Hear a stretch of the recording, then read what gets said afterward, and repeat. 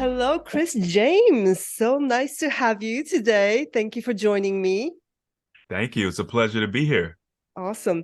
And tell us a little bit about how did your journey start with this whole health, um, digging into health, helping people, or fasting, whatever. Just give us a little summary, or how did you start with all this?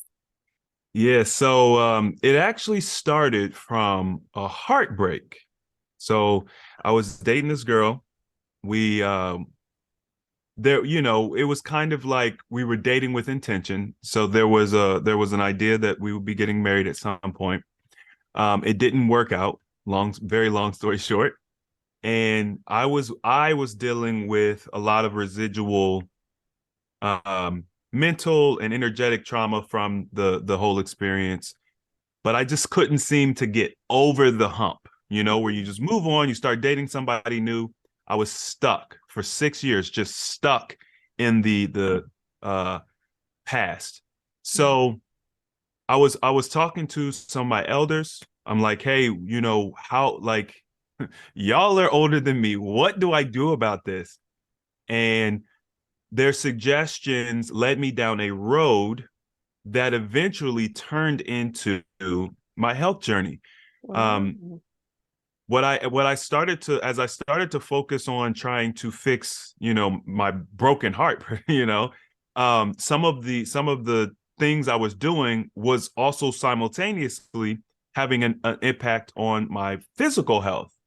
And I started to learn that it's all interconnected. I didn't truly understand that at the time, but your physical health, your mental health, your energetic or spiritual health, it's Mhm. all interconnected. And so as I started working on one aspect of my health, other aspects of my health started to get better. And I just started to see the trend, and I started to lock in. I was just amazed at what I was experiencing.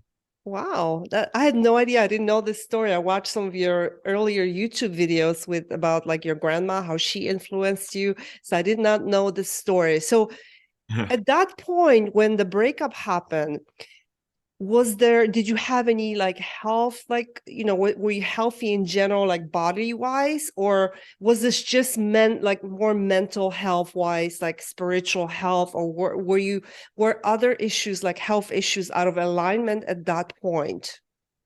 Well, when the breakup happened, I would say that there were no major health concerns. Okay. Prior to the breakup, I was dealing with high blood pressure.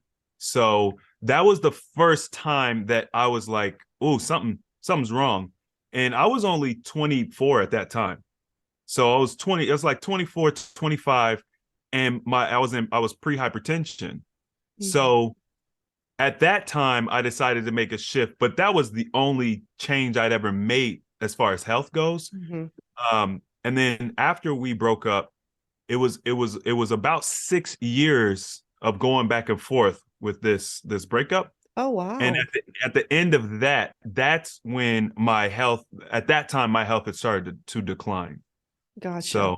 So so it took like 6 years to get over this breakup, or like Yeah, kind of, yeah. wow. Because I This was girl did a really trick on you. My goodness. We need to, what's her name so we can find her? I'm just kidding. yeah, no.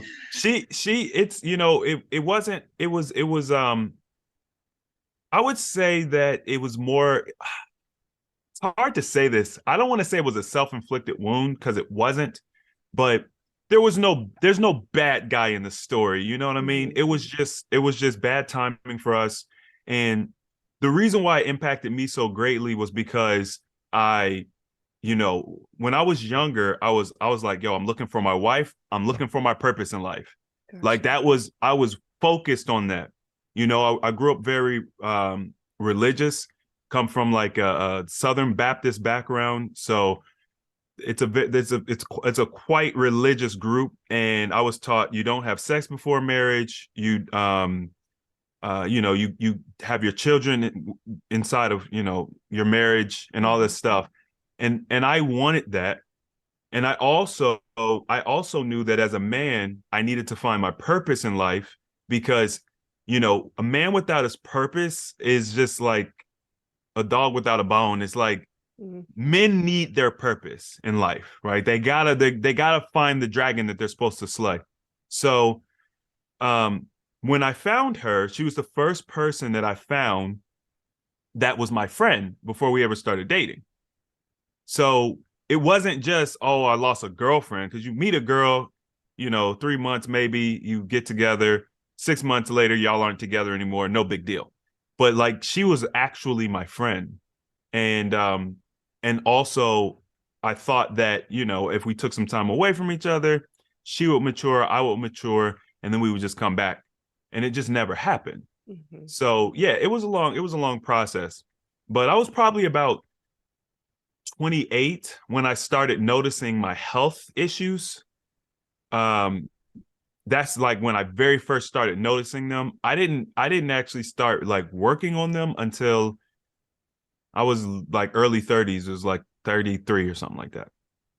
Gotcha. So, I mean, I have so many questions about this whole journey, how it started with the breakup and stuff.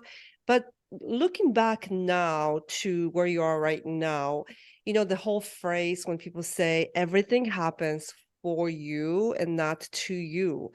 Do you feel like this is true in your life right now? Going back to that breakup, even though at that time it wasn't a good thing, like it really brought you a lot of pain and struggles for quite some time.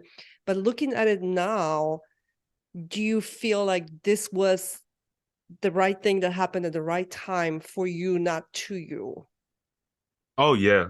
I have no regrets. Like, Awesome. yeah, I have zero regrets. I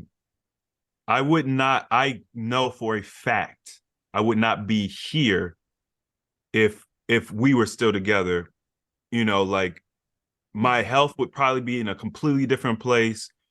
Um, I just, yeah, it was everything happened um for my benefit. And that's actually something that I believe. Like I say that, Mhm. you know, Yeah. I jokingly say it to my friends all the time, but um I'm very happy with the outcome. Yeah. I mean, it's hard when it actually when something happens to you and you're like, how could this be happening for me? But it's not till later when you realize, you know what? Yes, this happened for me because without this experience, I wouldn't be where I am. I'm sure with like starting your whole health journey and doing what you do. I love how passionate you are about helping others and inspiring others to see a different view of health. Because as I've watched a lot of your YouTube videos, and if any of you don't watch his YouTube, go to his YouTube. You've got so many amazing videos. And me being a medical professional, I completely relate to what you see out there as far as like the health issues, how people are treated, and how the whole medicine has, in a sense, if I might say it this way, failed us in a lot of ways. Mm-hmm. Um, so how like what inspire you to start helping others other than Okay, this breakup and stuff? I do want to make one correction because you asked were there other health issues. So it wasn't my focus at the time, but one of the issues that I did have that was becoming more and more prevalent as I got older was some sort of infection. To this very day, we don't know what it was because the doctors never diagnosed me with anything. And this was part of the reason why I was so frustrated with the mainstream medical practices. I was telling them like something's going on. I had like an irritation in my urethra, Mhm. and like they're just like, it might be in your head. You know what I mean? And it's like, no, just because your test doesn't show some, I know, like I feel irritable down there. And so that was one of the major reasons why I needed to move forward. But also at the time, especially as I started getting like my late 20s, early 30s, I was dealing with heart palpitations, which I knew. I said, you know what?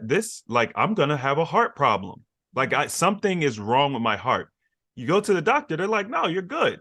Everything's fine. I'm like, no, it's not fine because when I was 16 years old, my heart didn't beat this way. Mhm. And I know that I haven't been focused on my health. So this can't be a good thing. It doesn't feel good. Um, Also my hair was starting to thin. You know, and like at the time, you know, the most I knew about like hair loss was well, you get it's hereditary, and you know, I guess if your dad or your grandpa or whatever, they have it, then you might have it too. Like that's what I knew. But both my grandfathers died with a full head of hair.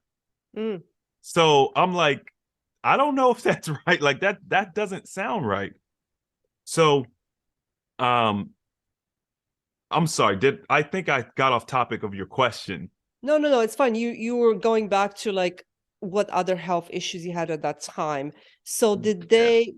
did you ever figure out if it was like an infection, or did the doctors try to treat it with like antibiotics, or what did you ever heal it? Did it get better? Okay.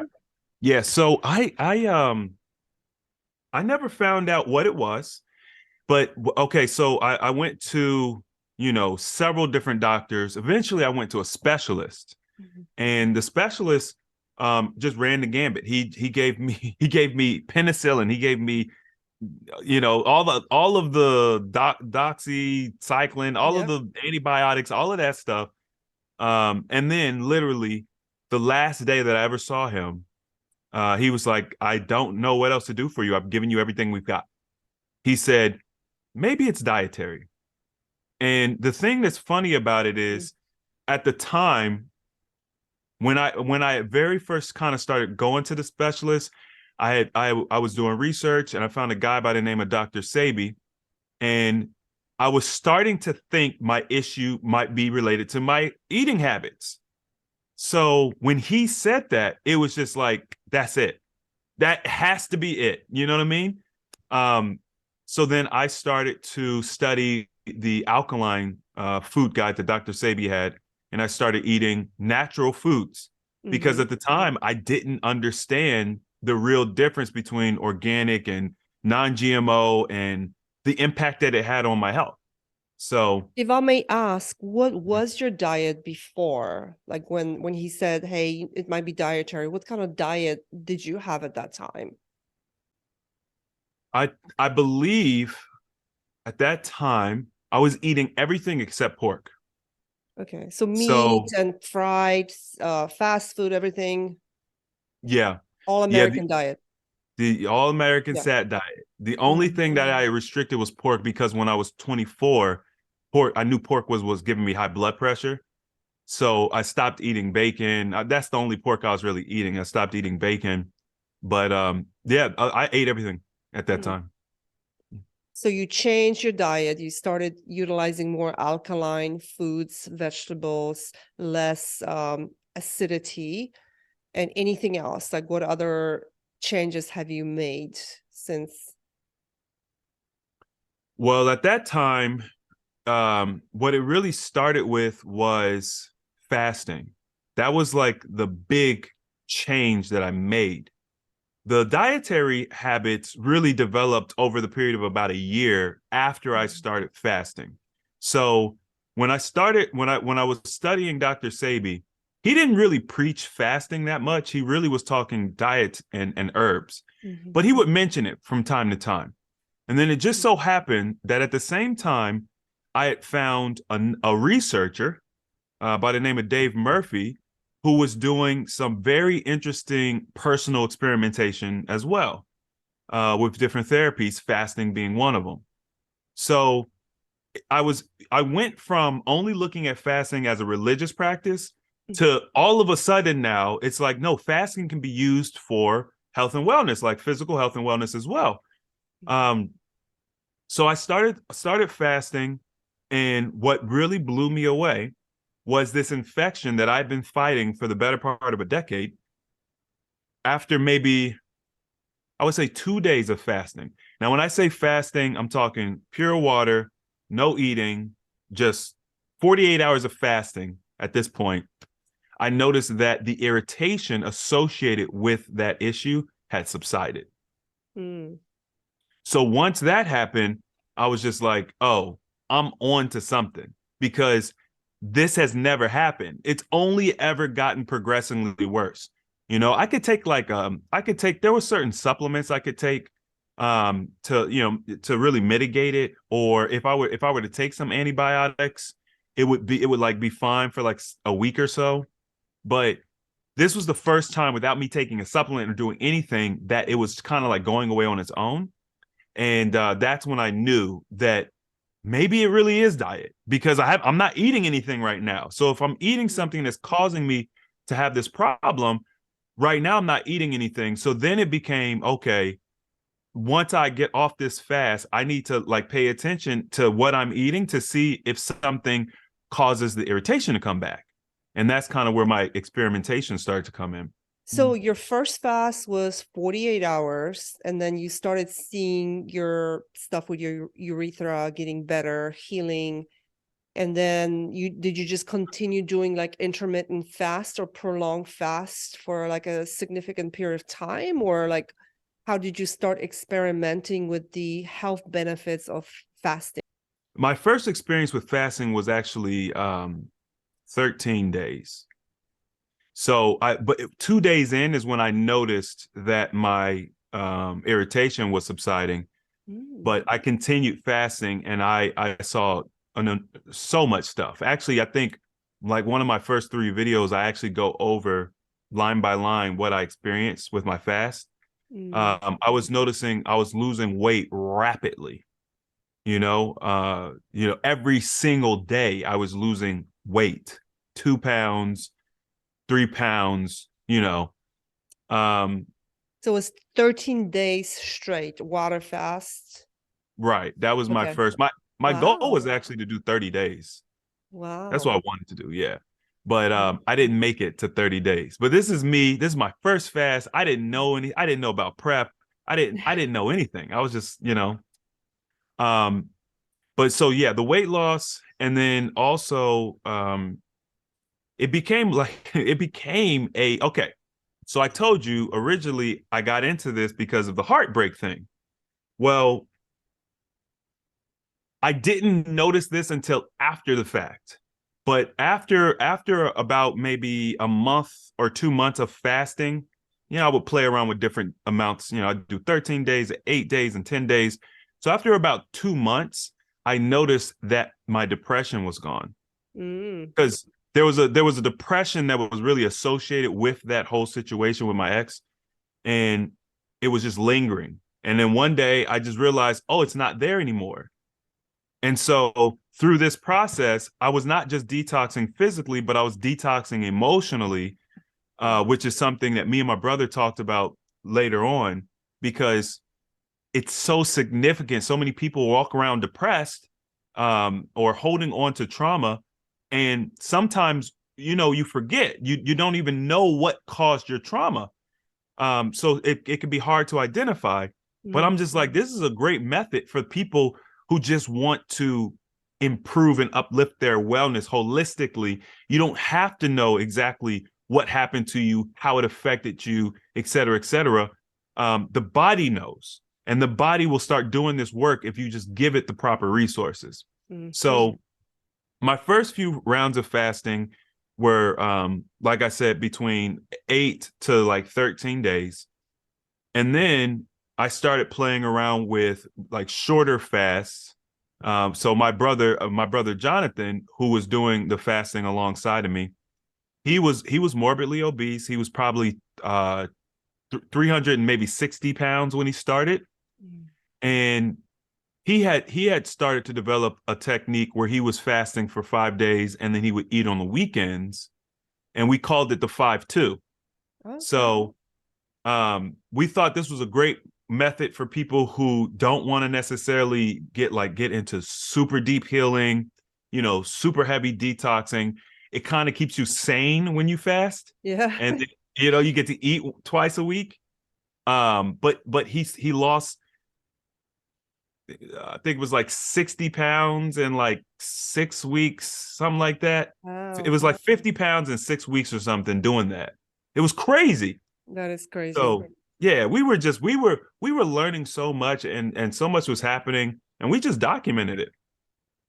That's awesome. So has he been able to maintain all the weight he's lost? And I'm sure he's lost even more. I saw you talk about his journey on one of your videos too. So how Mm. much total did he lose? And does he still continue to fast and incorporate the fasting lifestyle? Hmm. Yeah, so my brother Jonathan, he lost a total of around 100 pounds, 102 pounds, something like Mm, that. And he maintained it for several years. Then he went through a heartbreak, and it impacted him in a way that it just it just blindsided him. Same way it pretty much did me, to be honest. breaks, dang. Don't break their Yeah, hearts. Whoever's out there, do not break their hearts ever. yeah. Well, the problem is when we love, it's like legit. You know what I mean? Like we really love. So so he went through a phase for maybe it might have been a year or so where he was trying to reclaim some of the health he had lost through that whole experience. And we actually did a recent follow-up on his story, because he had gained, I don't know, like he had gained like 60 or 70 pounds. Um, and then and all of a sudden he got some clarity on what he needed to do to basically heal. And he lost 50 pounds in a month. It was just crazy. Wow. So we put that on the we put that's on the YouTube channel, and you can kind of follow his story. But yeah, he's doing really well right now, maintaining, continuing to grow. I just spoke to him not too long ago. He's got some new things that he's learning. So hopefully we'll be sharing some new information coming up pretty soon. That's awesome. So kind of going back to this topic of regaining weight, I see this a lot. Like, even my past clients, they lose weight with fasting, we work on the mindset because, I think that's really important. And then, 6 months later or a year later, they come back and like, oh, I regained all the weight. Like, Mm-hmm. what advice would you give to people? And, whatever it is going on in their lives at that time, is it changing the identity? Like, what is it about when people, I lost like 70 pounds at fasting. I was 250 pounds at one point.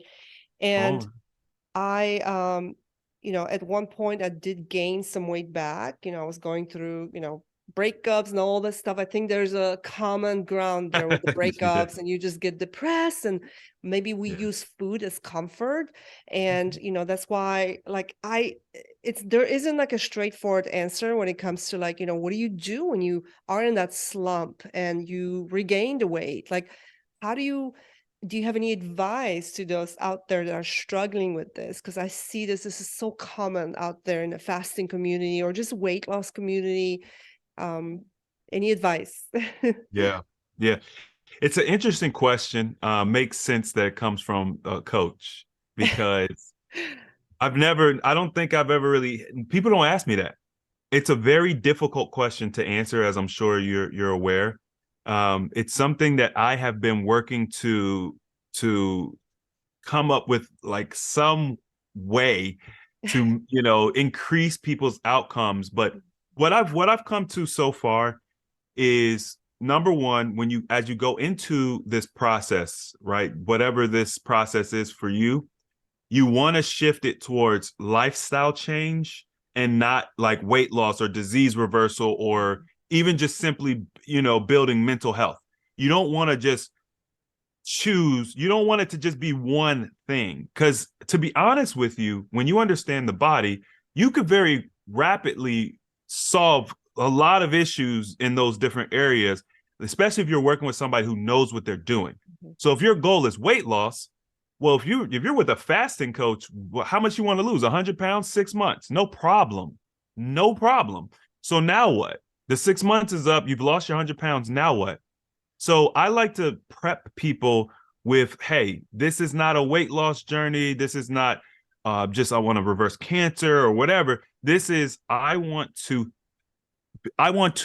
build wellness. I want to create a lifestyle that sustains wellness.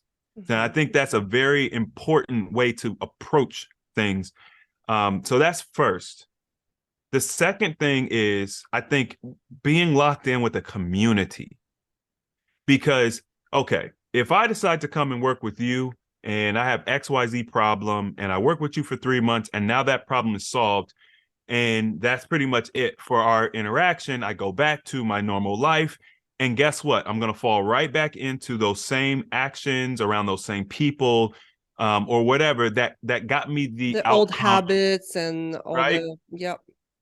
So, you know, if you have a community, people that are on the same path, they also understand that this is a lifestyle change. We're looking for holistic wellness. Then you tend to resonate with those people and stay at that frequency. I think we don't spend enough time thinking about how our circle, our inner circle affects us. You know, there's an old saying that you are the sum total of the 5 people you spend most of your time with. Well, are those people who are interested in their wellness? If they're not, it doesn't matter how strong your will is and all of these other things. You are fighting an uphill battle constantly. Mm-hmm. And at some point, you're going to lose. At some point. So, one of the things that I was intentional about doing in my wellness journey was I wanted to inspire my friends to come along with me. Those who came are here today, and those who didn't come aren't here anymore. And that was for me. I love those people. They're still my friends. I don't spend time with them. I don't talk to them. I don't go out. I just don't interact with them on a regular basis because they're vibrating at a different frequency. And that's all it is. It's not a good or a bad thing. They're just at a different place in life. So I got to think what's most important for me. I want to be here. So I've got to vibrate with people who are here. And that's all there is to it. So the other thing that I see that people do, and this is, I think, just like a knee-jerk reaction, you've been doing well. You know, you've been making steps maybe for 3 months, 4 months, whatever the case is. You've been consistent. And then all of a sudden, life happens, right? You have a breakup Yeah. or a divorce, or, you know, somebody passes that's special to you. And life hits you hard. And then you go in your shell and you go away. You leave the community, you leave what you've been doing. And then, you know, you start to feel ashamed. So you don't even want to come back because now it's been a month. And in that month, you have quote unquote ruined all of the results that you got leading up to that point. And so people become shamed and they feel like they're going to be, you know, people are going to talk about them. That's really what it boils down to. Like people aren't going to be supportive of what they've been through, especially if you've been highlighted in some way. Like if people, if you're some type of influencer, I see this a lot with people who go on their wellness journeys on YouTube and they highlight it. I've lost 100 pounds. And then all of a sudden one day they disappear. People think they died. No, they just gained the weight back, Yeah. you know? So I guess the last thing I'll say is when life hits you, that is not the time to run from your community. It's time for you to dive deeper into the community.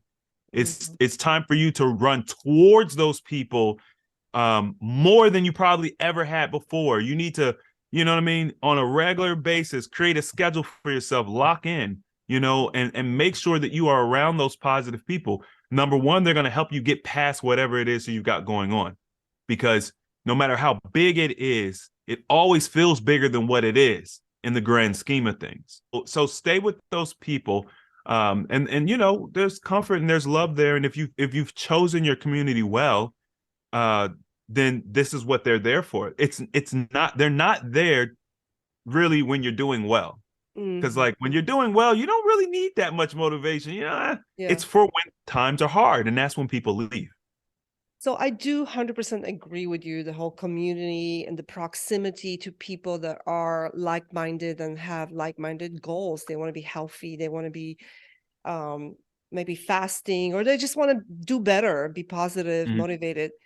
But and I've encountered this in the past before. What if the people that you surround with yourself with are just people you work with, you maybe, you know, your old friends? Like, how do you find the new circle of people? Like, do you try to reach out to people online? Like, can you have mentors that are maybe not in person? Like, how do you, because I know that there are some, and I've heard this from clients. Well, I don't know anyone. This is my sister. I talked to my friend here, but they don't have the same goals. I don't even tell them I'm fasting.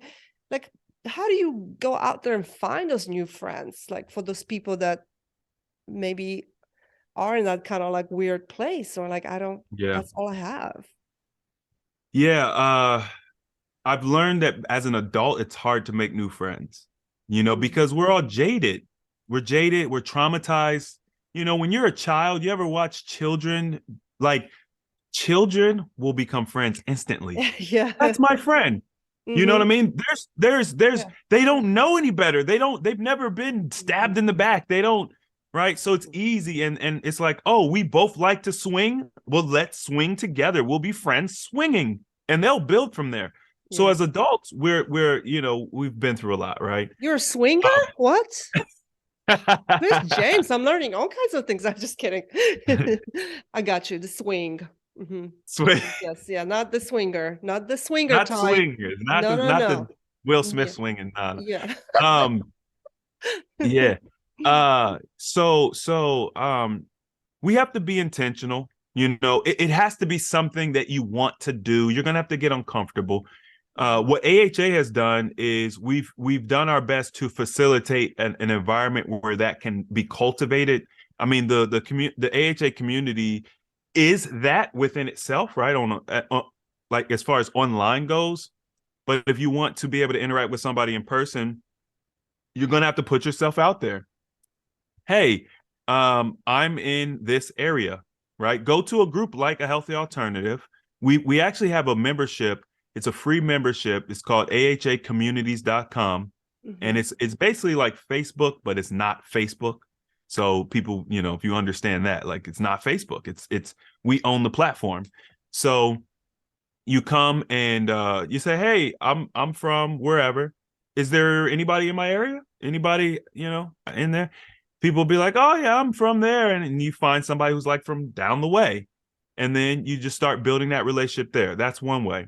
Another way is we host events and things of that nature. So, hey, spend the money, make the investment, go to an event where you can interact with people in person.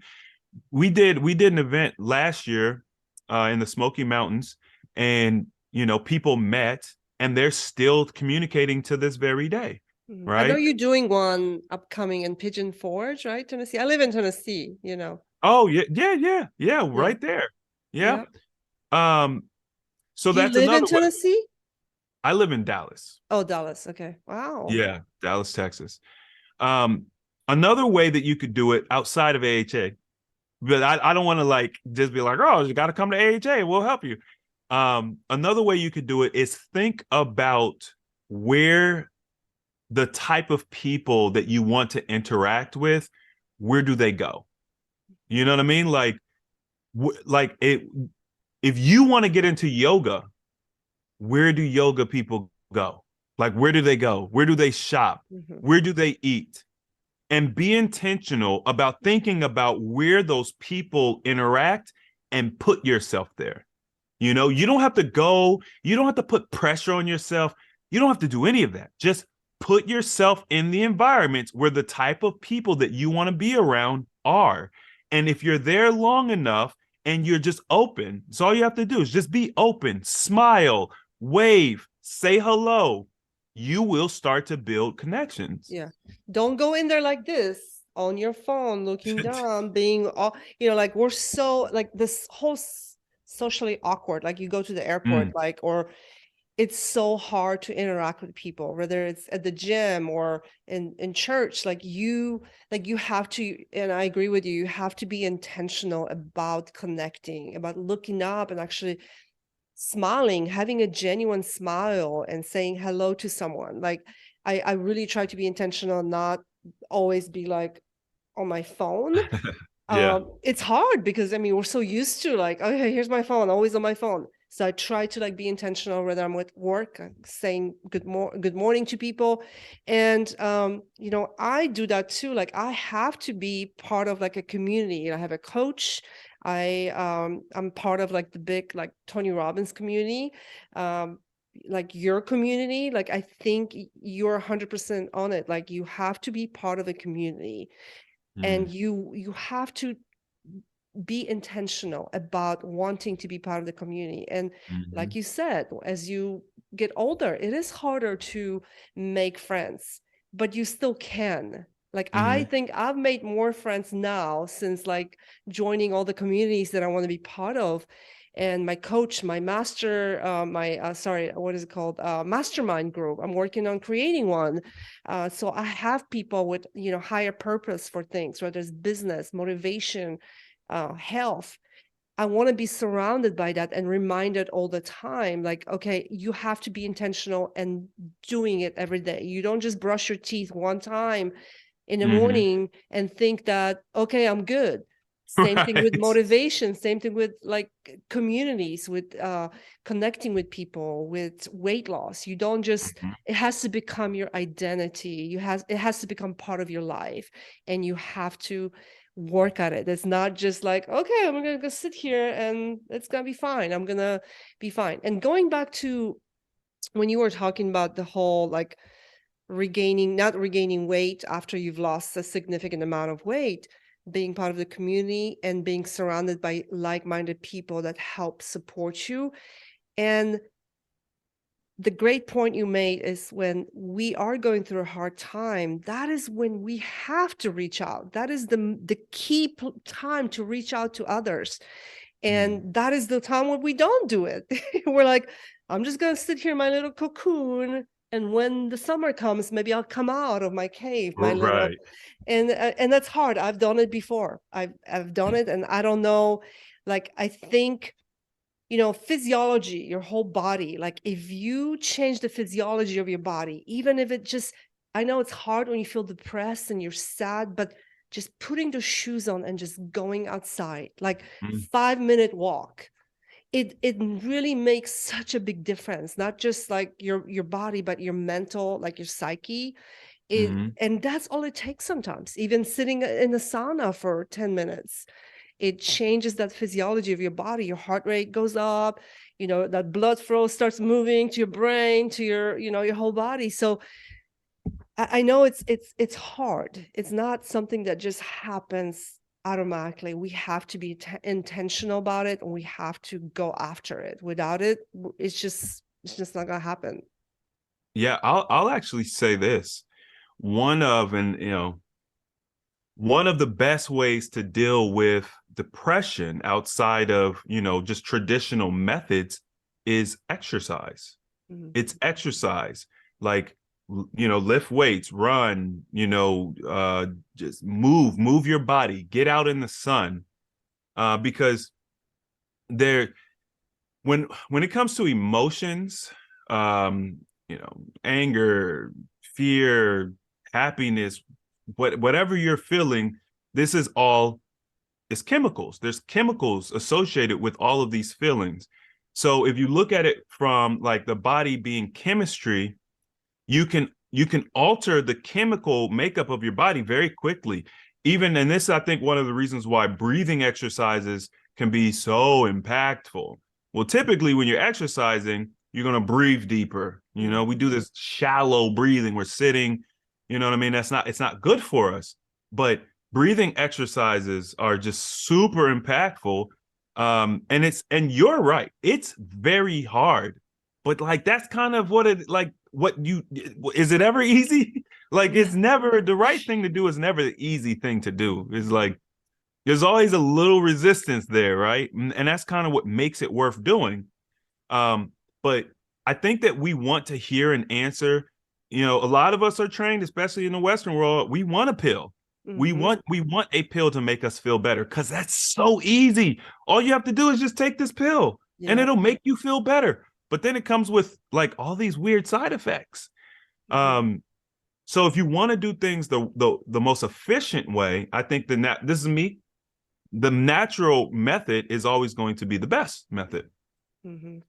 And the pill it really is just a band-aid. You're not really fixing the depression or whatever it is that you're taking your pill for. Even like blood pressure, diabetes, you're not really fixing it. You're just masking it with a pill.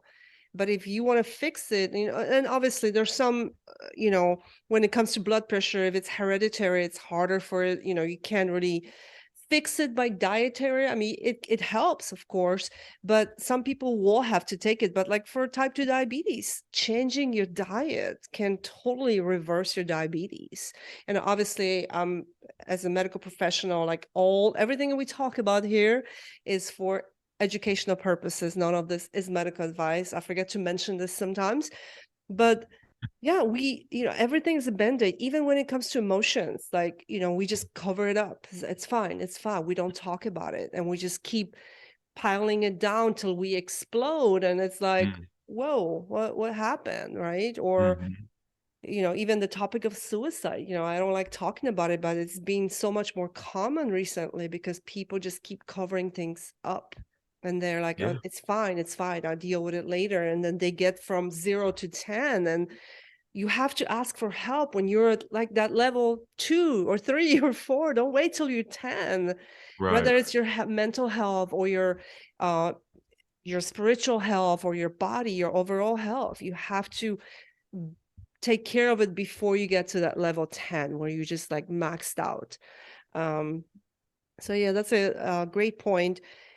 So since we are both very passionate about fasting, and we have seen how much fasting can help, not just for weight loss. Weight loss, I think it's a side effect of fasting, Mm-hmm. but the healing, the internal healing of the body.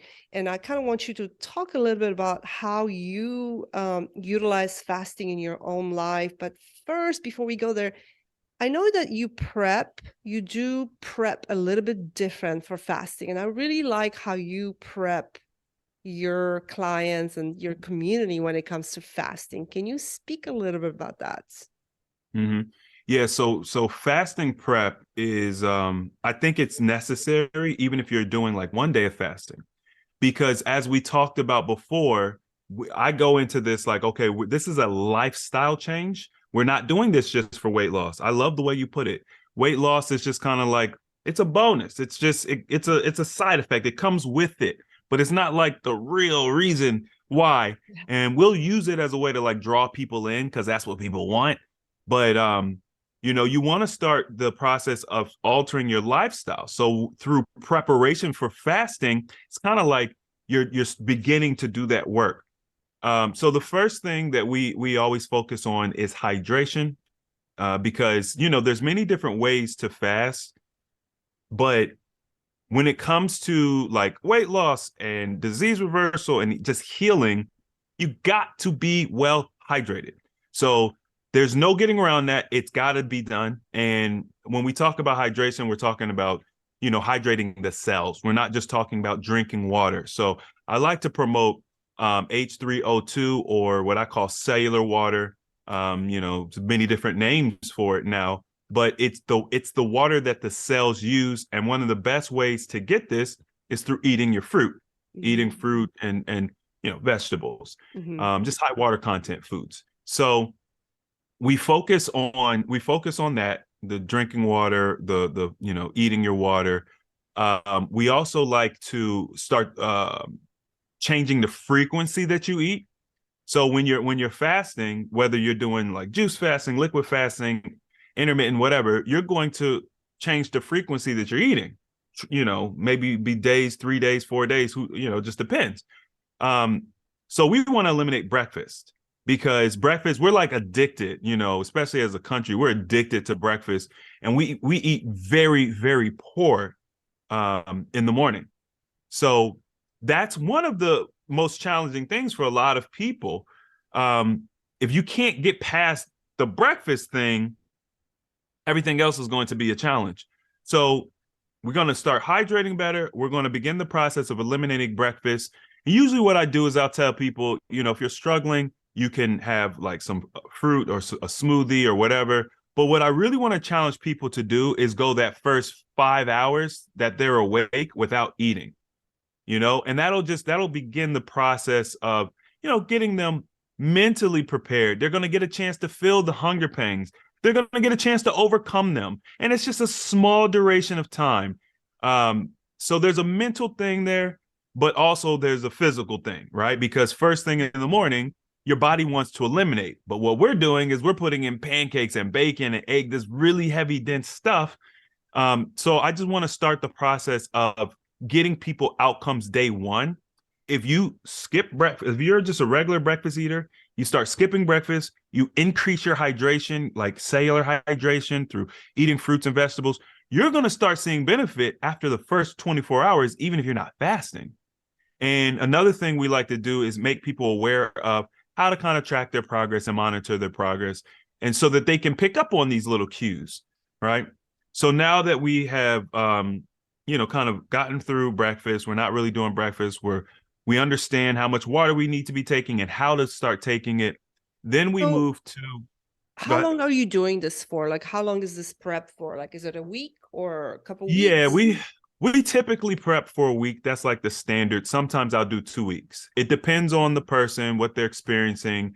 And then if I'm going to be suggesting supplements to go with them as well, sometimes I want to get a certain level of detox done before they start fasting, because when you start fasting, depending on the type of fast you're doing, you could potentially detox very heavy, and the detox from fasting can cause people to not want to do it, or to just have a rough time. And Because I of their want to make, negative side effects. A lot of times they just have really bad side effects, like headache and just feeling just awful.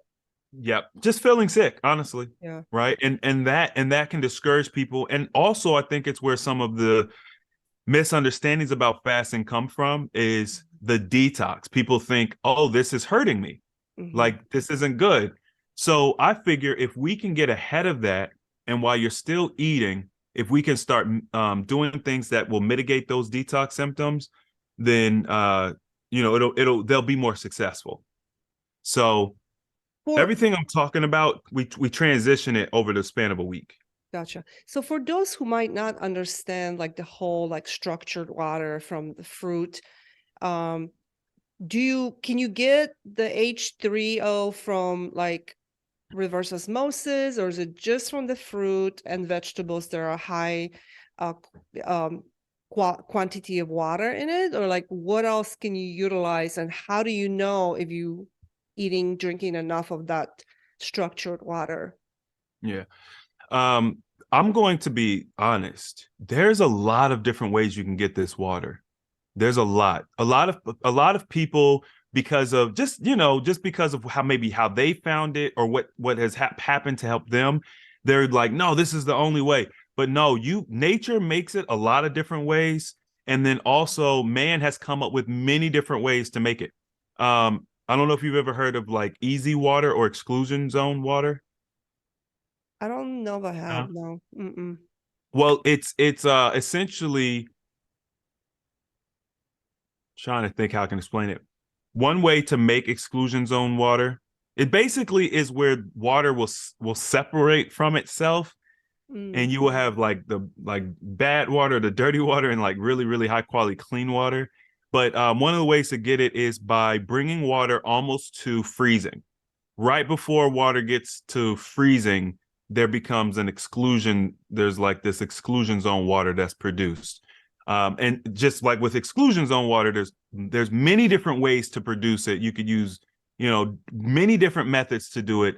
There's you could put light frequency in water. I was actually just learning about a lady who would use full spectrum light Mm. to structure her water. There are devices that you can purchase that look like little funnels where you could pour regular water in and structured water will come out. Um, my method, the method that I came, and this was intuitive. I start with the distilled water base, reverse osmosis, filter water. That would all work as well. But Mhm. you take your water, you put it in a clear glass jar, you put it out in the sun, you let the sun ionize the water, Mhm. right? So that's another way to do it. Now, when we talk about distilled water, people always say, well, distilled water is dead and it has no minerals or whatever in it. So by charging it with the sun, you revitalize the frequency of the water, because the sun's energetic frequency will imprint on the water, and then you can add a little bit of mineral, whatever you want, back to it. I like to use fruits and vegetables and cut it up and let that infuse in there. A lot of people like using salt, different salts and things of that nature.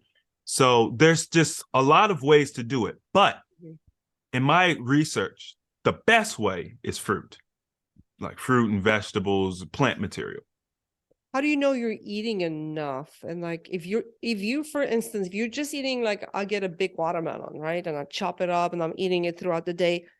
Do you need additional water when you hydrating with the watermelons, that or is that enough? Like how do you know you've had enough water? It's a difficult question because everybody their physiology is a little different. People's diets are different. You know, there's a lady, I can't remember her name, but she'll say, if you eat a pizza, make sure you have an apple too. You know, um, the problem is the balance. If you drink coffee, if you drink tea, or you drink alcohol, these are diuretics. You're probably going to need more water than somebody who does not drink diuretics or consume diuretics. So it's really like one of them things where you have to take responsibility yourself and just kind of like you have to learn your body. And this is something else that I like to teach. So the way that I teach people is not the traditional, you have to do XYZ because everybody's the same. And of course you need to do this. And this is how you're going to experience it. Like it's just not true. There's really no blanket way to say, hey, this is how you're going to know. There's always telltale signs of somebody being dehydrated, but that sometimes with those signs it's like too late, like you're like severely dehydrated at this point. If you're mildly dehydrated, or if you're so out of tune with your body you just don't even know what dehydration is, it can be very hard to know. So the way that I teach people is just develop habits where you consume hydrating, high water content foods. Like make that your intention to consume high water content foods. I usually recommend a gallon of water a day. A lot of people are going to have pushback, Chris, that's too much water, da da da da. The body can handle it. When it becomes a problem is if you're going to drink a gallon of water, like right now, like I'm going to just sit here and just drink a gallon of water. But if you spread it out all day long, the body can handle that. I usually will tell people don't drink more than 16 ounces per hour, right? So you don't want to just be guzzling water. That's not good. But if you spread it out, you eat your fruits and vegetables, and you're intentional about staying away from, the diuretics, then over time you will become more hydrated. But I mean, we're severely dehydrated. So it's like it's the least of my worries for people to become overhydrated, you know?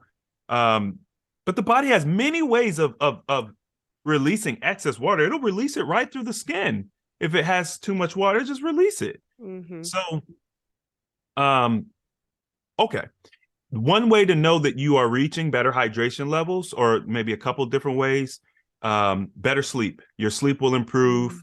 If you are doing a weight loss regimen, you're probably going to see more weight loss.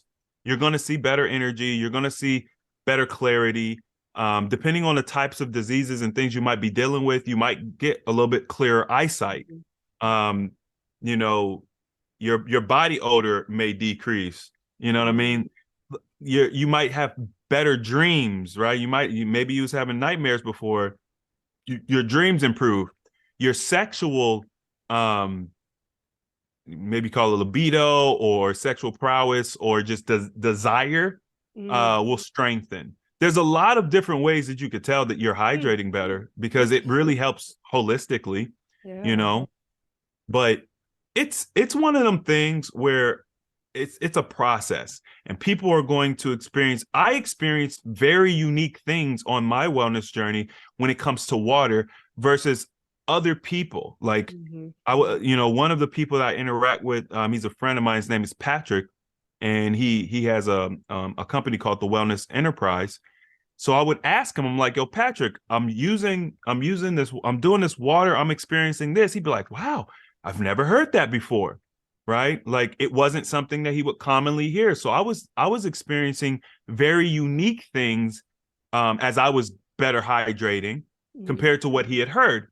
So if you're focusing on hydration and you're seeing improvements in your life, it's probably because you're hydrating better. Yeah, it's a I great. had a friend. Sorry, I just No, go wanted to ahead. tell this one. I had a friend who was she was dealing with like severe migraines, and I mean it was just it would not go away. It wasn't like 3 days, 4 days, it was weeks, just would not go away. She couldn't go to work, she couldn't go outside because if she go outside in the sun, she'd like get dizzy and throw up. It was bad. I said, do a gallon of distilled water every day for the next 2 weeks. This was this was really early on. This was before I understood hydrating with fruit and vegetables. Um, and she said after 2 days she was surprised because her energy was so high. Because I told her she's got to stop drinking caffeine, and Mhm. she would drink coffee all the time. So she was surprised at how high her energy was. Um, Also, the headaches, the migraines had started to dull, and by 6 days in, they were completely gone. She was like, I'm sleeping better. My skin, something's going on with my skin, Chris. I don't know. It's dewy. It's like glowing. She was like, I know you told me to do this for 14 days. I'm doing it for 30. You know, That's all awesome. she did was stop taking caffeine. I think I told her to stop eating like Cheetos and stuff. She was like eating something weird like that, and drink the gallon of water. And that was it. Mhm. Yeah, you make some great points with the water. I know a lot of people just overcomplicate it. Like, do I put electrolytes? How much do I drink? Do I drink this? You have to become intuitive with your body. Like you Mm-hmm. said, everyone is different. Your activity level is different, your stress level. I mean, your body size. Like, go by how you feel. Like, if you feel like crap, you feel tired, you probably need more water. Um, and I know people have a question about this. So, in addition to the fruits and vegetables, you also drink a gallon of distilled water, approximately. That's in Yes, addition to the fruits and vegetables, right? I mean, it's evolved a lot. When I very first started, yes, I was doing a gallon of distilled water every day. I probably did that consistently for like 2.5, 3 years. Part of the reason why I was so consistent is because I got so much pushback. People are like, Chris, you're going to kill yourself. You can't drink distilled water. And I'm like, what? Yes, you can. You can drink distilled water. Um, so I would, I'm always out to prove things. That's just I like proving stuff. So I did it consistently. And then I realized that as my diet started to be more consistent, because it took me a year to really like fall into my new diet. Um, so then after that, I realized, oh, I don't really need this gallon of water anymore. And that was just like an intuitive thing. So I just incrementally decreased the water intake based on how well I was maintaining my diet. And the more fruits, vegetables, smoothies, and juice I was doing, the less water I would take. Because you can, and we have done this experiment as well. You can just drink juice. And I'm not saying any old kind of juice, and I'm not saying just sweet juice, but what I'm saying is the liquid that can be extracted from a plant, you could just drink that if you wanted to, or you could just get it from eating if you wanted to, if you understand how to do it. You don't actually have to take water, H2O by mouth. Mhm. I know you discussed this in one of your videos too. Are there certain types of waters that you do not recommend drinking to hydrate? Yeah, I mean, everybody's situation's different. But what I'm going to say is, typically tap water is an absolute no-no. You want to interact with tap water as little as humanly possible, because if you live in any modern society that has tap water virtually, you're talking any pharmaceuticals that go into the water system. Um, I mean, how much of that is actually getting removed before it's recirculated back to you? So now you're getting low doses of all different types of pharmaceuticals, birth controls, you know, Fluoride. then on top of that, I mean, that's just one small layer of it. Then on top of that, you have any toxic material that's dumped into the ground that seeps into the water. Um, then you've got the heavy metals from the just the piping, the way the water is being moved. And then in America, you've got fluoride in the water. So there are chemicals and things that they're actively putting in the water. So tap water, in my opinion, is just an absolute no-no. You do the best you can, right? If you know, it took me years before I could actually upgrade my system in my house so that my water in my house was purified. And it's expensive, but you need to understand the benefit. You need to understand the importance, and then you got to make the investment. You know, so tap water would be an absolute no-no. I really tell people stay away from alkaline water too. It's just a scam. It's a scam that I fell into when I very first started, dealing with water. Um, they're gonna put something in the water to artificially alkalize it. Is it good for you? Is it bad for you? It's probably not good for you. Probably not. I think Dasani just got sued because they were found that they were just filtering tap water. Um, these companies, people have to understand who's regulating these companies. Who is saying, okay, Dasani is saying that this is water from the French Alps or whatever, and who's saying yes, that's actually who's verifying that? Like, if the company gets caught lying, all they do is get a fine. If I can make $1 billion off of a product and my fine is 20 million, I'll make my billion and lie. Because the fine is only 20, and that's only when you catch me, you know? So let's see. I would also I don't really have a big problem with this, but I would, if you're focused on hydration and health and wellness, I would stay away from carbonated waters. You know, a little bit here and there is fine, but some people will ask me, can I fast and use, this carbonated water? And it's just I'm not a fan of it. It's not a hard stance, but I just figured I'd mention it. Just not personally a big fan of the carbonated water. But other than that, Any reason like for not wanting are you talking about like flavor like LaCroix or like just plain sparkling water? well, yeah, I mean, I teach a very large group, right? So when you give someone an inch, they take a mile. So if I say if I say sparkling water is fine, people are gonna be like, okay, cool. Now we're talking flavors, we're talking dyes, we're talking additives, and all that comes with it. Um, even with the plain sparkling water, the only reason why I tell people no is because it makes you gassy. Sometimes the gas can help you, right? You don't feel good, you have a hangover, you want to burp, whatever. But me personally, if it's making you gassy, I'm like, you don't want to do that. Um, Beans, for example, there's an old saying, beans, good for the heart. The more you eat, the more you fart. Beans make a lot of people gassy. Yeah. And it's like, okay, but we all tout beans as this amazing thing. It's great, superfood, whatever. But it makes you gassy, so probably shouldn't be eating beans. It's I We have to take, like, there's science to prove everything. Whatever narrative you want to paint, there's science to prove it. What we have to do is look at our own body. It's got to be a one-on-one conversation. Okay, when I drink this, it makes me gassy. Okay, I probably shouldn't do it. It's that simple. I'm not saying it's going to kill you. I'm not saying it's going to mess your fast up. It's just like, when I think about what's optimal, I think of things extremely simple. Does it make me feel good? Does it make me feel gassy? Does it give me a weird heart thing or whatever? And if it does, then I'll just say no, not while you're fasting. Makes sense.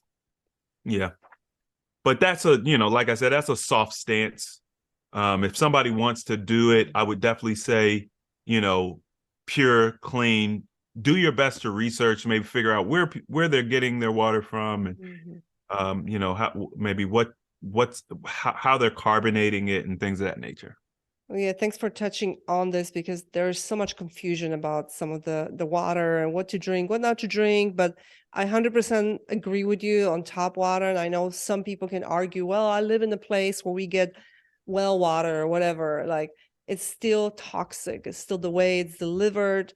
Try to stay away from it. And our bodies are composed of what, 60 to 70% of water, depending on your size. And you want to put the best quality water in your body because it's composed of, your brain, even like all your blood flow, your everything. So Everything. you want to invest. It's not an expense, it's an investment in you and your health. Stop looking at it as it's expensive. It's an investment. So And the benefits, I mean, if you remember, like they're infinite, really. Like whatever you're dealing with, whether it is depression or heart disease, like a better quality water, like a truly mhm. better quality water is going to help. Like is going to make your life better. So um it can't be overstated. Water is one of those things that is so important, and yet nobody is really talking about it like the way it should be. Like literally, I told you, my friend, like if she would have went to the doctor, what would they have done? Like what kind of chemicals would they done? What kind of tests? What kind Yeah. of radiation would she be exposed to? Like what type of trauma would her body have been put through? And all she needed was water. Mm-hmm. You know what I mean? Simple stuff, yeah. So, going back, and this was going to be one of my questions, and I'm just actually just thinking about it right now. For someone that has no idea where to start, they're like unhealthy, they're obese, they've been eating junk. Like, where do you start? Like, this is a great start. Like, where's your water come from? How much are you drinking? You don't have to like wipe off everything and change everything in your life because you will definitely fail. But making Mm, that really small change and investing in a good quality water, structured water, uh, and drinking more, hydrating. And I mean that it can be as simple as that for someone that is just has no idea where to start, right? yeah. Yeah, not it's here's the funny thing, and this is why I look at it as a wellness journey. Um, if you start with water and you dive deep, no pun intended, but you take that deep dive, then automatically through that process, now you're processing information more clearly. It's gonna help remove mucus. It's going to help eliminate brain fog. You're going to become more sharp. And there is a natural inclination to be healthy. And the reason why we are so disconnected is from the foods we're eating and everything, right? So as you start to drink more water, well, number one, a lot of the hunger we deal with is dehydration. So you're going to eat less. So you're going to start losing weight. You're going to think more clearly, and you're going to have a desire to want to do better. Mhm. It might be mild or it might be more, extreme depending on the person, but it'll be there. So if you could just commit to just the water part, it's almost instinctual that you will start building in other areas, Mhm. which are going to improve your wellness as well. Yeah, you're gonna make better choices because you feel a little bit better. And then next time, maybe instead of reaching for French fries, you might reach for, I don't know, a cup of fruit or a cup of vegetables or something. You just naturally gonna want more things that bring you vitality and energy Mhm. because of just that small shift. So yeah, it doesn't have to be anything drastic. It can start with better water, just like a simple step, and just implementing that into your lifestyle so it becomes your lifestyle, not just a temporary, like, okay, I'm gonna drink this for now so I can lose weight. No, it has to Mhm. become your lifestyle.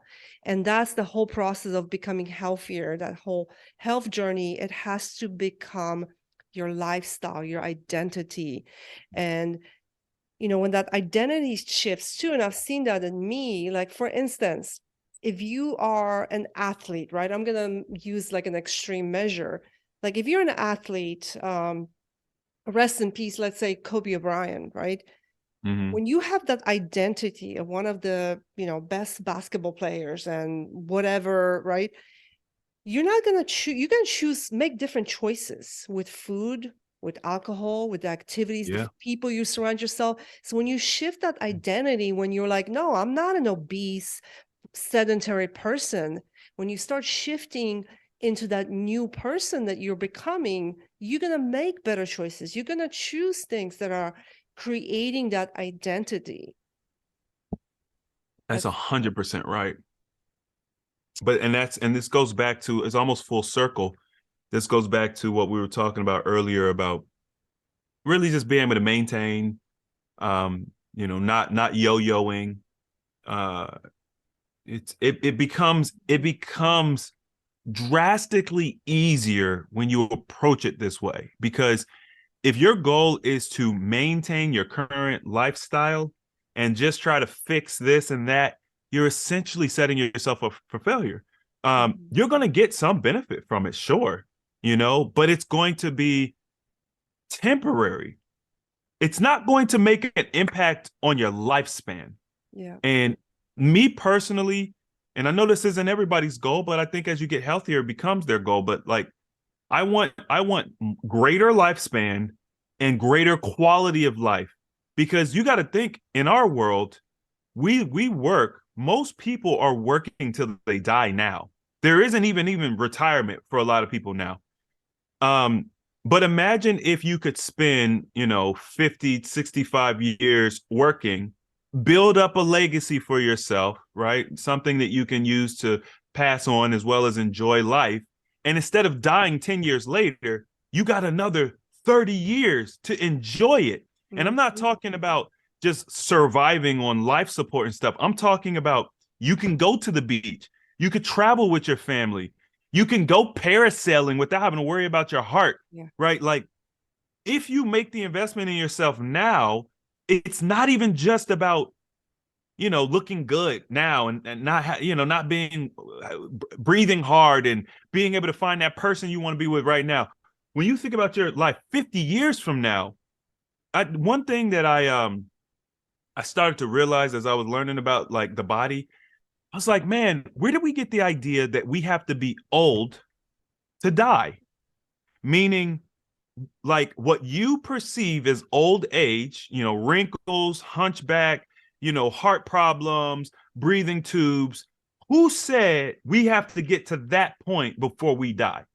Why can't we just pass? Right? Like, why do we have to be bedridden and heart attacks and comas and all of this stuff? Because that's not how it happens to animals. Like, if you look at nature, which I think Mhm. nature is really what, it really shows you everything you need to know. An animal just kind of goes to sleep one day and that's Yeah. it. I mean, he might slow down a little bit before, right? And he might get a couple gray hairs here and there, but it's not the way that we die. Mhm. So, And especially with our sick care versus healthcare, we live in a sick yeah, care. It's not a healthcare, and I work in healthcare, unfortunately. But we, we do have more means of like prolonging our life, but that life is, the quality of that life is crap. I'd rather die 20 years earlier than be bedridden or not be able to enjoy my life, have the vitality, be able to walk from here to here and not need like, like a cane or something, and I'm not, saying that there's anything wrong with that. But if you do take care of your health, like Chris James said, you will be able to live longer and more vital. You're going to be able to enjoy that life instead of just looking forward or not looking forward to this being sick or right. yeah. It's a very, very good point. And another thing that just kind of popped into my head, speaking of the creating identity, just like creating the good identity, also be very careful when you create the negative identity. Like, for instance, let's say I procrastinated this week. I just had a busy day and I procrastinated. I just procrastinated, but now I did it again and again. And Mm. now I've become the procrastinator. So when you embody that identity, you do more of that because it is your identity. I am a procrastinator.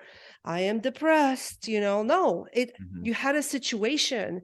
You were sad. You were going through stuff. You're not a depressed person. And that's all it takes sometimes, just snapping out of, like, you don't embody that identity, the negative identity that you might create sometimes.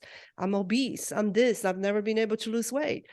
That is the lies that we tell ourselves, and that can be changed. Anyone can change that identity. Oh man, you nailed it. That is, okay, so I'm like a researcher at heart. Before it was like health and wellness, I was very much so into finances.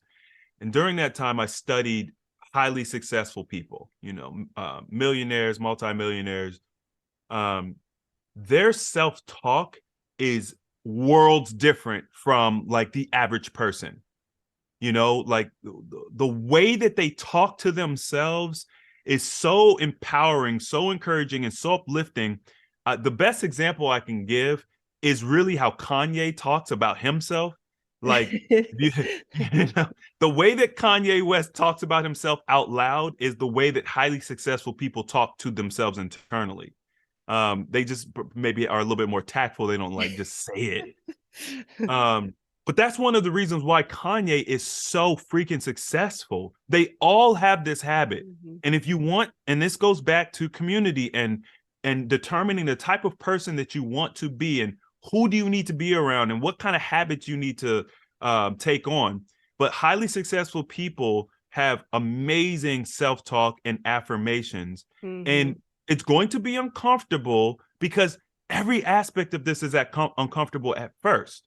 If you go back to when you're 3 to 4 years old or whatever, and you're learning how to tie your shoe for the first time, it is the most frustrating thing ever for a little 3, 4-year-old trying to tie their shoe, the bunny loops, and you think you got it, and then it unravels. But now, as adults, we tie our shoe. You don't even remember tying your shoe this morning, Yes, right? I don't. Yeah. So that, and it's the same. It's the same. The habits and the things that you got to develop. That's why lifestyle is so important, because when you start developing those habits, you just do it automatically. It's not a thing anymore. And what it allows you to do is you've created this amazing foundation that supports you, and now you can go higher. You can start building the second story and the third story. And what are those stories? What are those? There's different chapters of your life, better relationships, better financial status, the ability to travel, right? And so on and so forth, whatever it is you kind of want. So that cannot be understated. And I'm going to tell you right now, yeah, that I am statement, it is everything. it's everything.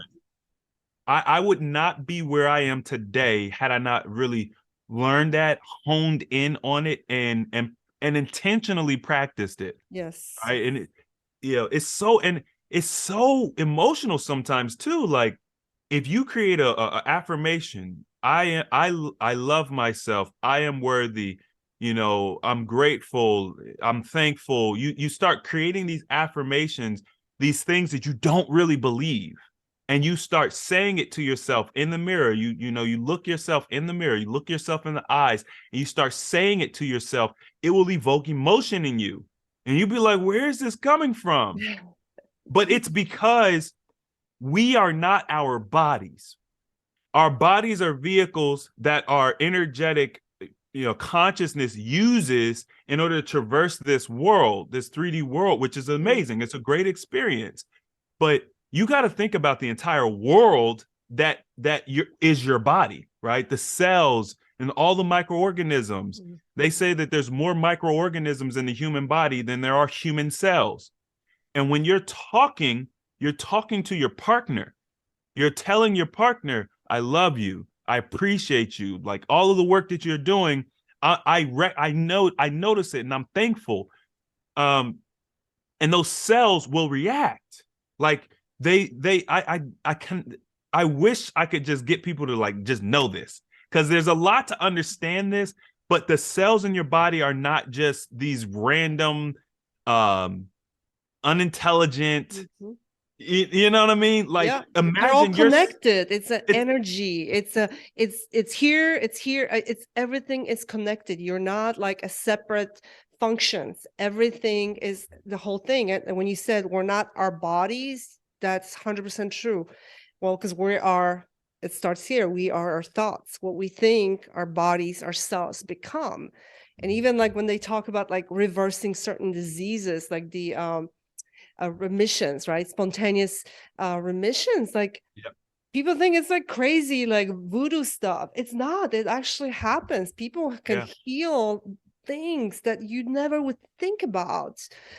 So, oh yeah, this is so powerful. Very. And again, another little thing you can do is, yes, you can do the water, right? But you can wake up in the morning, and I do this every single day. I have a routine. I get up and I actually say it out loud. I am whatever the statement is that day. And it sometimes changes. You know, some Mhm. days I'm this, some days I'm like, you know, whatever, like, you know, I come up with some creative words for myself, and Yeah. then I laugh, and then I just move and, you know, do whatever it is that I do in the morning.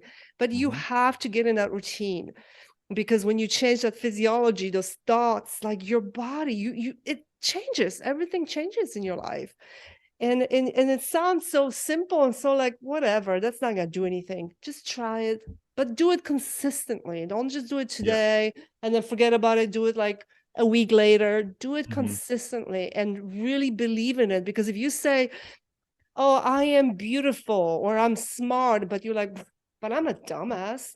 I can't even do, that's not gonna work, right? You actually have to Right. It's not gonna believe work. it. You have to believe that you are like, I am kind, I am capable, this, whatever it is. Like, you have to believe it and embody this personality, this identity that you're creating for yourself. Be like that 4-year-old child that is not afraid of anything. They can go and dance in front of like hundreds and thousands of people, and they don't care. They don't care what this Yeah. person thinks. They don't care. They just are who they are, just pure, you know. Yeah, we need to be more like children. Going back to Yeah. that, yes. So Well, I mean, that's what's stripped away from us very early on for a very good reason.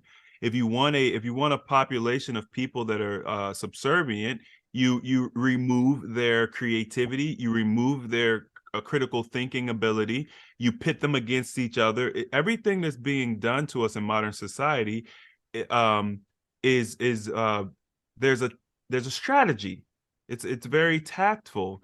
And if people out there want to understand the power of the mind a little bit better, I mean, you could research the nocebo effect and the placebo effect, right? mhm, These are pretty well documented.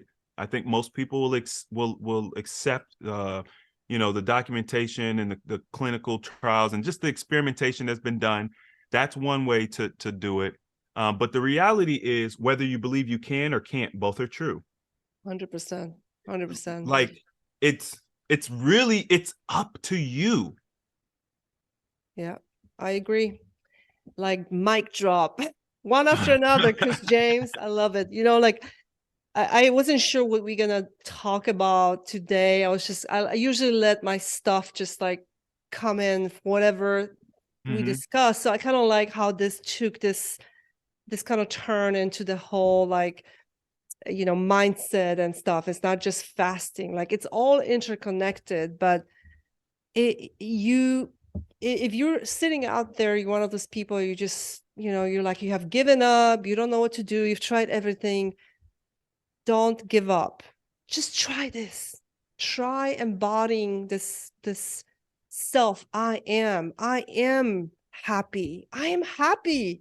I am grateful. Like, those words are so powerful. And when you say it, like, like, even for me, it shifts my energy. I'm like, Yeah. yes, I am. So don't give up, and don't just think it's like nothing. It is a lot. It has absolutely, the last 6 years, changed, shifted me as a person, changed Mm. how I think and how I do things. And It's a game changer, 100%. Real quick before we go to like my last question that I have for you, I know we started with the whole prep, when how you do a week prep, the hydrating with vegetables, juices, and good water, structured water.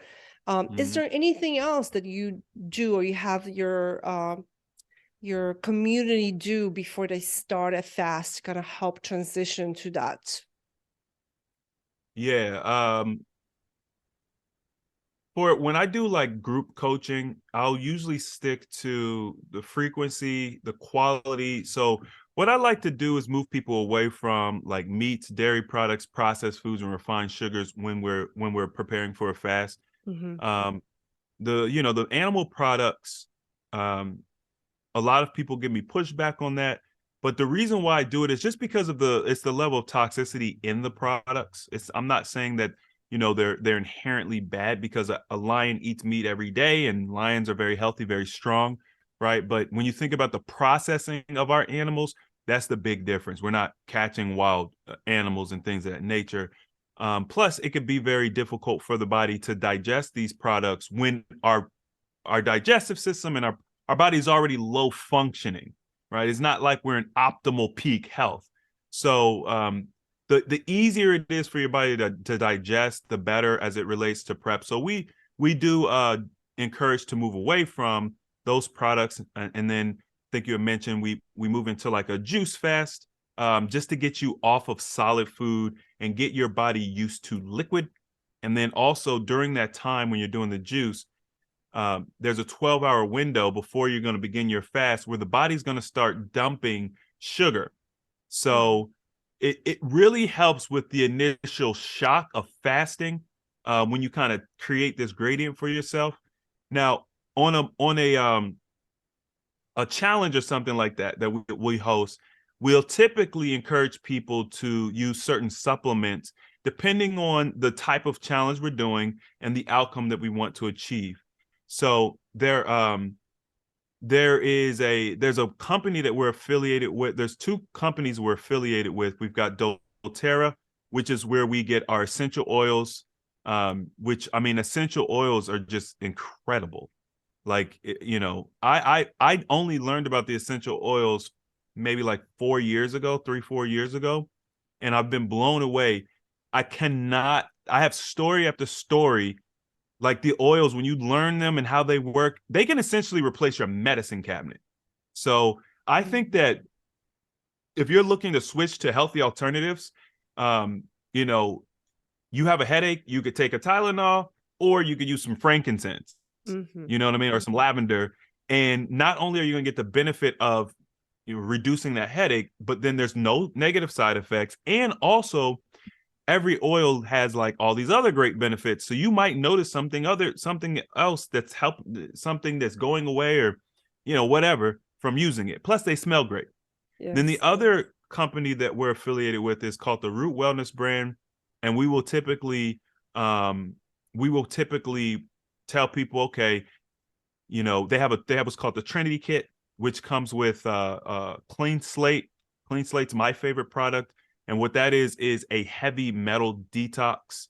It's the only really good heavy metal detox, organic heavy metal detox that I have found. I'm not saying it's the only one out there, but it's very, very effective. So basically, it removes contamination from your body. So when we start fasting, when we start eating well, we're doing all these things that are good for us. This product removes all of the hindrances, and helps you absorb better. And then it also comes with some really, really cool product. One is called Restore. It's for the gut. So this is going to help to restore the microbiome. Those Are you taking microorganisms. those supplements during the fast or after you finish, or when you're prepping? When are you taking those supplements? We typically, it depends on what protocol we're working on, but you can take them in preparation for the fast, or you could take them with the fast itself. It just depends. But what we have found is that they won't take you out of ketosis.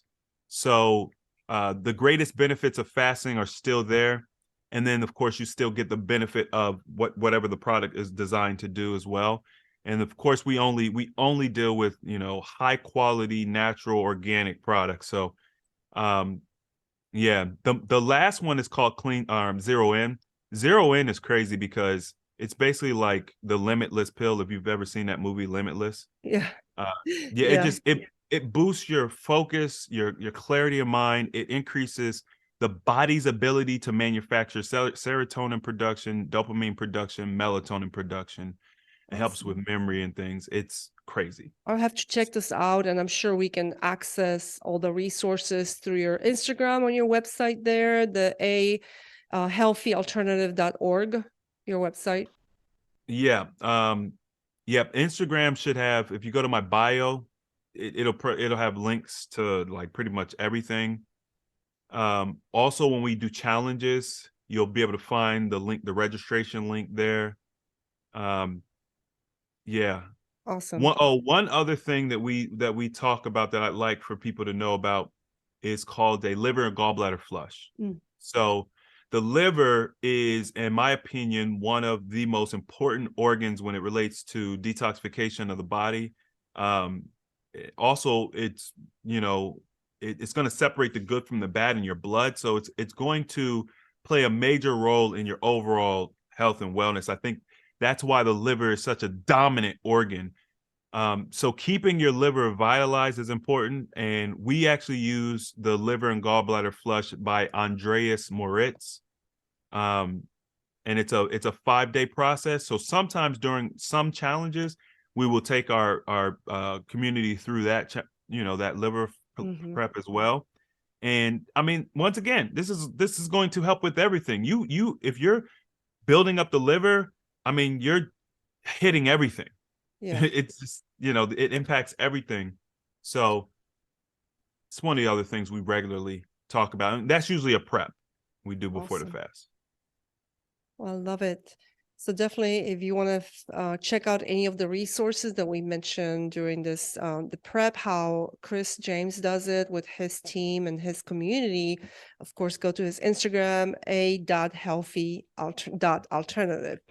Mhm. My last question, I've enjoyed this chat. Like I could talk to you forever. There's so much we have in common. I love your mindset, how you think, your energy, and just how much you have helped others through transforming, starting those little steps and just believing that they can do it, they can feel better and be healthy. So thank you for doing what you're doing. We need more people like you. My Um, pleasure.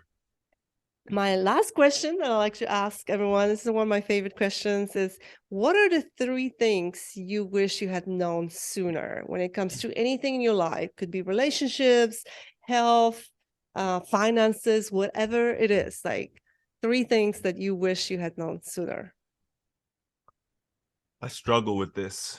Um, Because you got like 100 things. No, I'm just kidding.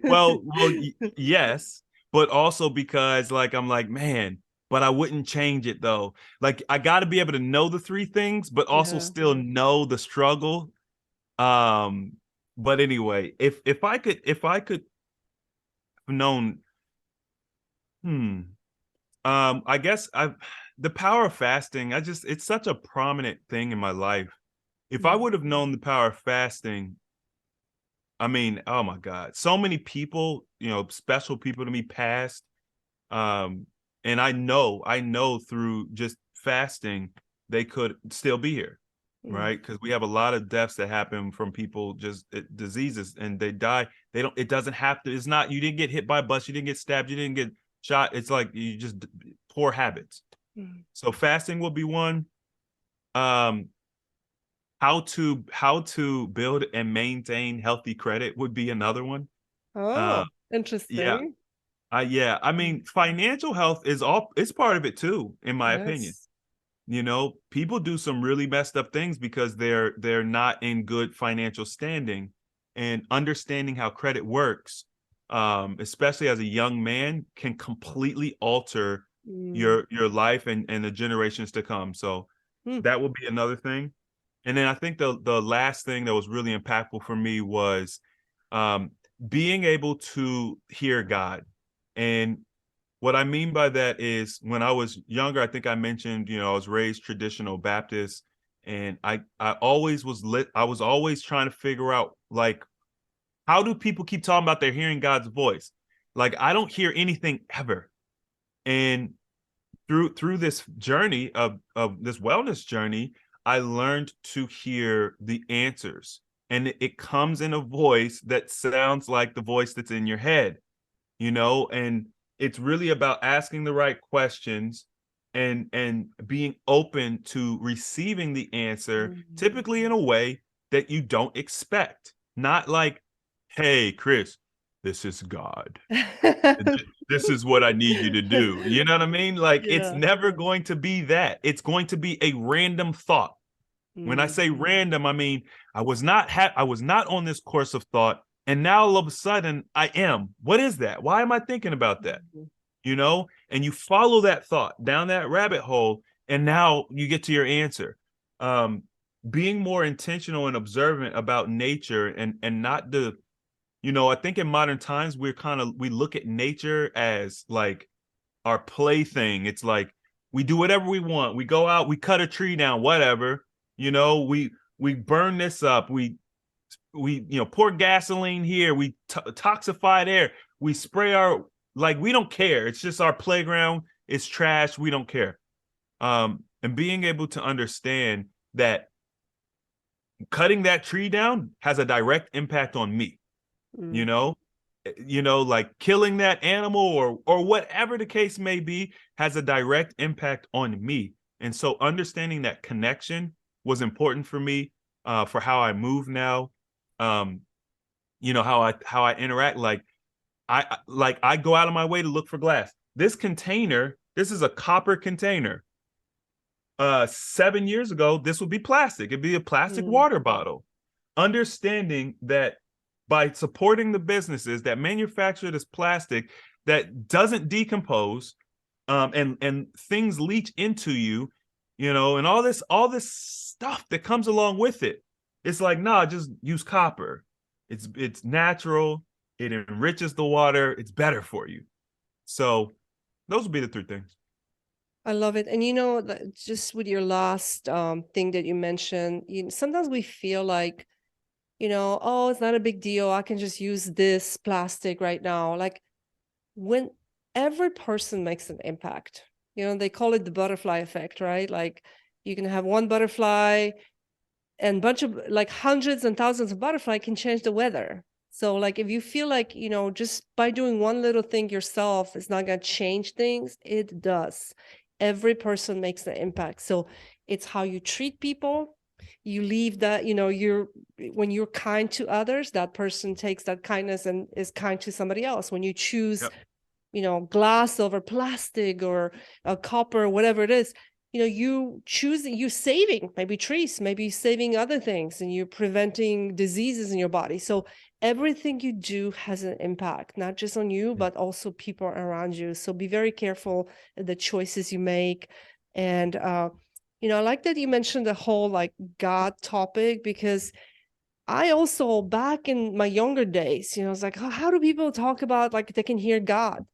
And in my later years, in my 30s and mid 20s, I figured out that it's really when you become very spiritual. And that's sometimes people are like, well, what is that? When you are intuitive, you allow things to come into your mind. Because when you live in that fear, it's like, oh, I don't know, I don't, like, you can't be open to receiving Mm-hmm. if you're blocked by that fear. And so that's been a big shift in me too. I trust, when you're connected and you're spiritual and you trust a higher purpose, whatever it is, if you have Allah, whatever else as your God, when you trust that process and something higher power, and you're connected to it, you will get those answers. You Yep. will get those things, those dots will connect, because the universe brings you more of the things that you hold close to your heart or in your mind. So I love that you mentioned that as well, because I have certainly experienced a big shift in my own spiritual journey. So it's been amazing. But thank you so much for your time. Like we, gosh, I don't even know how long we talked, but it's awesome. I knew that people will get so much value out of this, your journey, the passion you have about all of this, not just fasting, but just the whole picture. So I Mm. appreciate you. Thank you for your time, and I look forward to connecting with you in the near future. Thank you. It's my pleasure. And I would say that I think you probably need to come on my channel and share a little bit of your journey with our community. So I'm going to extend that for you to come and hang out with us for a little bit. Absolutely. I would love to.